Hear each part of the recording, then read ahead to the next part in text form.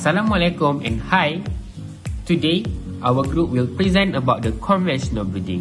We are from M3 80222 b My name is Muhammad Dani Fahmi bin Rizwan. My name is Muhammad Ali Fikram bin Afran. First of all, what is conventional breeding? Conventional plant breeding is the development or improvement of cultivar using conservative tool for manipulating plants' genome within the nutrigenetic boundaries of the species. It's divided into two, qualitative traits and also quantitative traits. Qualitative traits controlled by one or a few genes are easier to breed than quantitative traits. It's controlled by numerous genes. We have three types of method. First, we have general method. Second, special method. And third, population improvement approaches. I will touch on general method and special method. For the general method, we have plant introduction, selection, bulk method, back cross method. For the special method, we have mutation breeding, polyploidy breeding, transgenic breeding, and molecular breeding.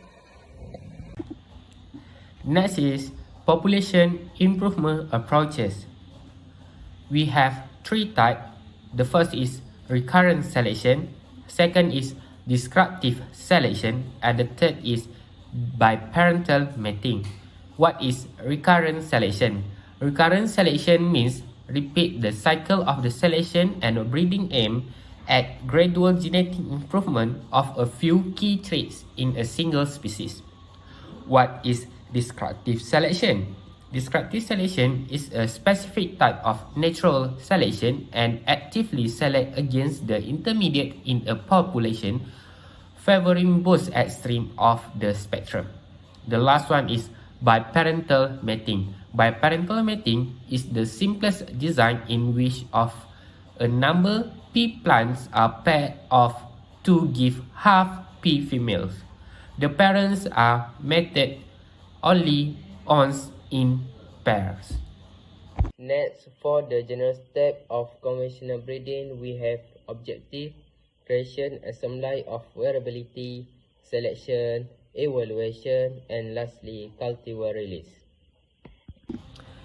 As we know, there are a few methods that we commonly use or we call as basic type, which is we have pure line method, open pollinated method, hybrid, clonal, apomictic, and also multi-lines.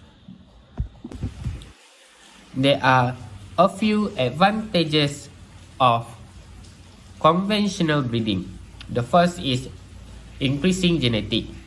It increases the ability of a genetic resources for crop improvement through the introgressions of the desired trait.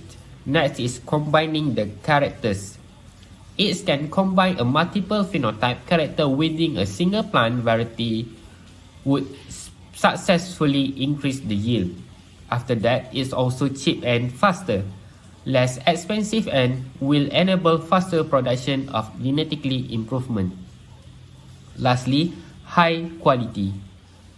It can improve crop quality. Researchers have introgressed many beneficial traits through the plant breeding in wild relatives such as higher yield, abiotic, and biotic stress resistant and increase the nutrition value.